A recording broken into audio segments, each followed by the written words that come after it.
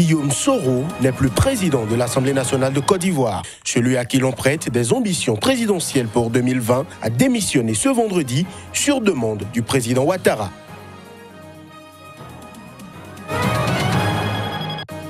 Une commission vérité-justice, réparation et réconciliation sera mise en place dans un délai de 90 jours en Centrafrique. C'est ce qu'indique l'accord de paix conclu entre le pouvoir de Bangui et les groupes armés. Enfin, vaste réorganisation à la tête de l'armée au Burkina Faso, confronté à une multiplication sans précédent des attaques djihadistes. Le président Kaboré a nommé une série de nouveaux chefs.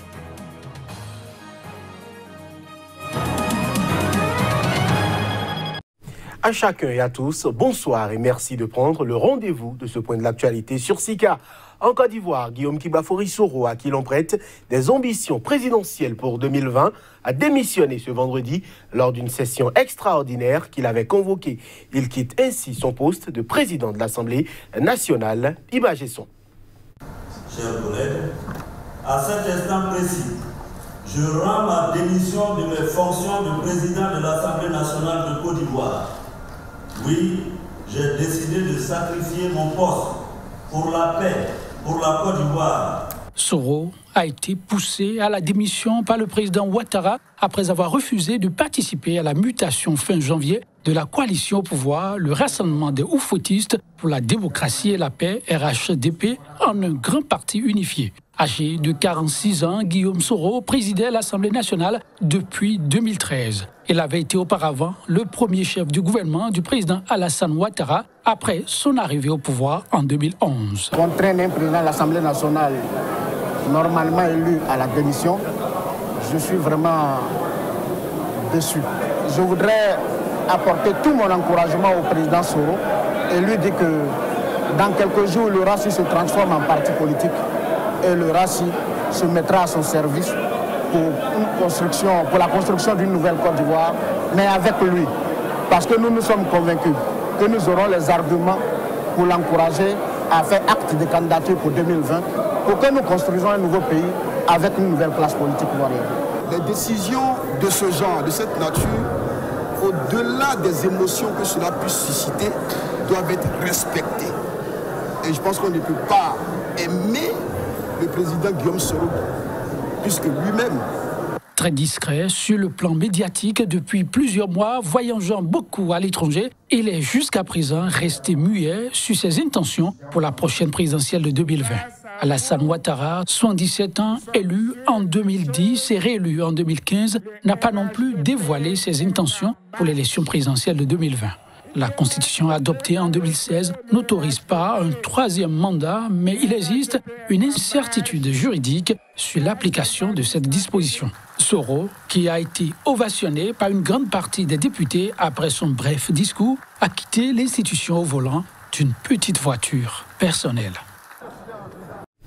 En Haïti, plusieurs milliers de manifestants ont protesté jeudi contre l'inflation galopante et ont exigé le départ du président Jovenel Moïse. La colère des manifestants était exacerbée par la publication de rapports édifiants sur la mauvaise gestion des défenses publiques.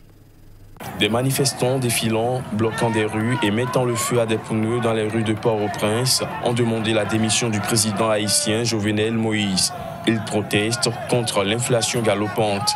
Déjà fragilisée par une inflation à plus de 15% depuis 2 ans, l'économie haïtienne plonge à cause d'une dévaluation accélérée de la monnaie nationale, la gourde, face au dollar américain, ce qui augmente d'autant les prix des produits de première nécessité, majoritairement importés. Dans la capitale, plusieurs véhicules ont été brûlés par des manifestants qui ont aussi tenté en vain d'incendier une station-service. De violentes échauffourées ont opposé des opposants les plus radicaux aux policiers qui ont fait un large usage de gaz lacrymogène et à plusieurs reprises tiré à balles réelles en l'air pour disperser la foule. Ils ont également manifesté contre le fonds Petro-Caribe après la publication la semaine dernière d'un rapport sur les dépenses du fonds.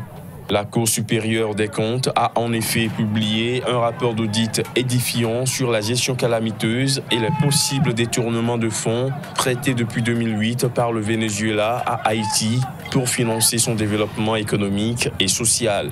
Une quinzaine d'anciens ministres et hauts fonctionnaires ont été épinglés, de même qu'une entreprise dirigée à l'époque par l'actuel président Jovenel Moïse, identifiée comme bénéficiaire de fonds pour un projet de construction d'une route sans signature de contrat.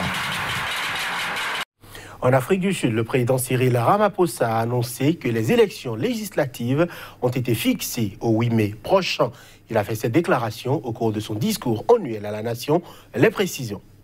Les élections législatives en Afrique du Sud ont été fixées au 8 mai prochain, a annoncé ce jeudi. Au cours de son discours annuel à la nation, le président Cyril Ramaphosa, dont le parti, l'ANC, est éclaboussé par des affaires de corruption.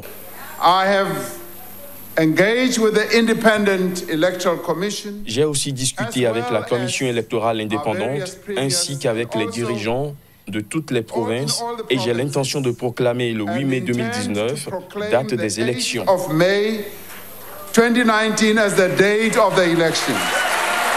Les députés élus le 8 mai nommeront dans la foulée le président élu au suffrage universel indirect. Selon deux récents sondages, le Congrès national africain, le parti de feu Nelson Mandela au pouvoir depuis la fin du régime d'apartheid en 1994, est d'orné largement vainqueur avec environ 60% des suffrages. En cas de victoire de l'ANC, Cyril Ramaphosa est assuré d'être reconduit pour 5 ans à la tête du pays. Ces élections représentent une occasion pour nos concitoyens d'exercer leurs droits durement acquis afin de déterminer la voie dans laquelle le pays doit s'engager, a estimé le président avant de tirer un bilan mitigé de la réconciliation entre la majorité noire et la minorité blanche, un quart de siècle après l'avènement de la démocratie. Cyril Ramaphosa a conclu son discours en incitant ses concitoyens à retrouver l'optimisme qui s'était emparé du pays au moment de la chute de l'apartheid et des premières élections libres il y a tout juste un quart de siècle. Je l'annonçais en titre, une commission vérité, justice, réparation et réconciliation sera mise en place dans un délai de 90 jours en Centrafrique. C'est ce qu'indique l'accord de paix conclu entre le pouvoir à Bangui et les groupes armés. Une batterie d'autres mesures ont aussi été adoptées. Les précisions. Cette commission sera chargée de qualifier et de proposer toute action susceptible d'être prise en matière de justice. Les signataires s'engagent en outre à mettre en place des unités mixtes de sécurité pour une durée de 24 mois composées de soldats de l'armée régulière et de combattants de groupes armés ayant suivi une formation adéquate de 2 mois. La question de l'amnistie pour les chefs de groupes armés, longtemps réclamée par ceux-là, n'est pas évoquée dans cet accord négocié à Khartoum et signé jeudi à Bangui. Le chef de l'État garde toutefois un droit discrétionnaire de grâce qui pourra être utilisé pour soutenir la dynamique de réconciliation sans plus de détails. De même, la réintégration des dirigeants de groupes armés sera étudiée au cas par cas par une commission mixte, précise le texte. Les anciens chefs d'État bénéficieront d'une loi sur leur statut. Selon l'accord, une mesure que réclamait depuis longtemps l'ex-président François Bozizé, réputé proche des milices autoproclamées d'autodéfense anti-Balaka, et Michel Djotodia, qui l'avait renversé en 2013 avec la rébellion de la Séléka. La mise en place d'un gouvernement inclusif, longtemps évoqué durant les négociations comme prérequis à un accord, figure dans le texte sans plus de précision. Les groupes armés acceptent de renoncer au recours des armes et à la violence pour faire valoir toute force de revendication, selon l'accord dit de Khartoum. Cet accord de paix est le 8e depuis le début de la crise centrafricaine en 2013. Les 7 précédents n'ont jamais été respectés et n'ont pas permis de mettre fin aux violences. Confronté à une multiplication sans précédent des attaques djihadistes, le Burkina Faso a procédé à une vaste réorganisation à la tête de son armée. Ceci par la nomination d'une série de nouveaux chefs. Plus de précision à travers ces images. Le président Roch Marc Christian Kaboré a signé jeudi 8 décrets désignant un nouveau chef d'état-major de l'armée de terre et des nouveaux responsables à la tête des 3 régions militaires du pays. Le chef d'état-major général des armées avait déjà été remplacé il y a 1 mois avec l'arrivée du général Moïse Minungou. Le président a également remplacé en janvier les ministres de la Défense et de la Sécurité contestés par l'opposition et la société civile. Instructeurs, commandos et spécialistes spécialiste des techniques d'intervention antiterroriste, le colonel Gilles Bationo, 60 ans, devient chef d'état-major de l'armée de terre. Il était jusque-là commandant de la première région militaire, le Nord. Le colonel-major Oumarou Sawadogo a été nommé commandant du groupement central des armées, organe chargé de la logistique. 3 colonels ont été portés à la tête des 3 régions militaires du pays Nord, Ouest et Centre, tandis que 3 autres ont été nommés chefs de division opérations, formation et renseignement auprès de l'état-major général des armées. Pays sahélien, le Burkina Faso fait face depuis plusieurs mois à une explosion des violences attribuées à des groupes djihadistes que les forces de l'ordre semblent impuissantes à enrayer, bien qu'elles assurent régulièrement procéder à des opérations contre ces groupes. 3 attaques ont été perpétrées cette semaine, dont une mardi où 5 gendarmes ont trouvé la mort, le jour même où le président burkinabé recevait ses homologues du G5 Sahel pour un sommet consacré à la lutte antiterroriste. Attribué principalement au groupe djihadiste Ansarul Islam et groupe de soutien à l'islam et aux musulmans, les attaques ont fait plus de 300 morts depuis qu'elles ont débuté en 2015, quelques mois après la chute du régime de Blaise Compaoré.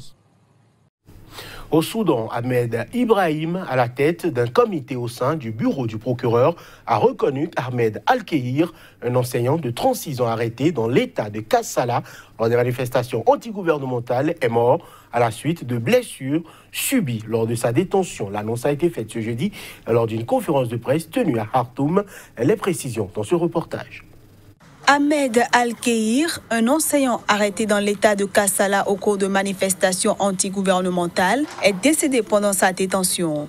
Selon le responsable d'un comité au sein du bureau du procureur, son décès serait survenu à la suite de blessures subies lors de sa détention.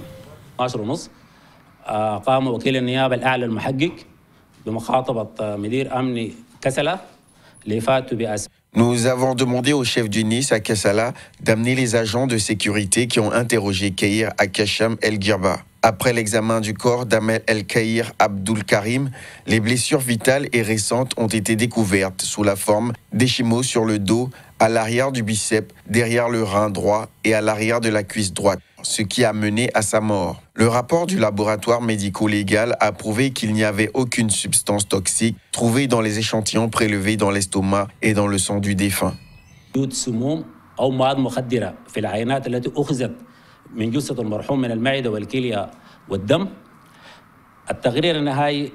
La mort de Kehir a suscité début février des rassemblements à Khartoum et dans plusieurs autres villes soudanaises pour demander la démission du président Omar El-Béchir. Des centaines de Soudanais se sont rassemblés ce jeudi dans le centre de Khartoum, auquel ils n'avaient pu accéder pendant 2 semaines pour protester contre la détention de manifestants depuis le début de la contestation antigouvernementale en décembre. Les manifestants se sont réunis à l'appel de l'association des professionnels soudanais qui affirment que des manifestants sont torturés en détention. Selon des ONG de défense des droits humains, plus de 1000 personnes, dont des manifestants, des membres de l'opposition et des journalistes, ont été détenus depuis décembre. Fin janvier, le gouvernement soudanais avait annoncé la libération par le puissant service du renseignement de tous les détenus. Mais le nombre de personnes libérées depuis cette annonce reste inconnu pour l'heure. Et ce sera tout pour ce journal que nous vous remercions d'avoir suivi. Agréable nuit à chacun et à tous.